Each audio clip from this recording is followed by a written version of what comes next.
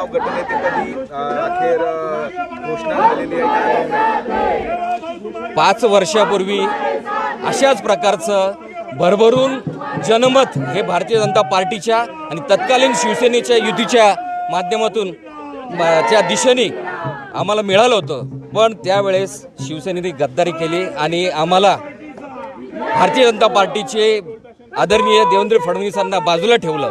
2.5 वर्ष गेले. 2.5 वर्षानंतर पुन्हा एकदा देवेंद्रजी उपमुख्यमंत्री म्हणून होईना पण सत्तेत आले आणि आज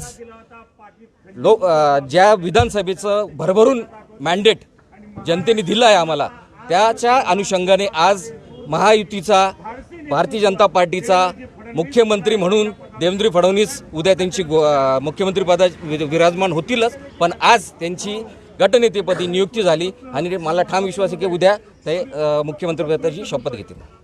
भारतीय जनता पार्टीचा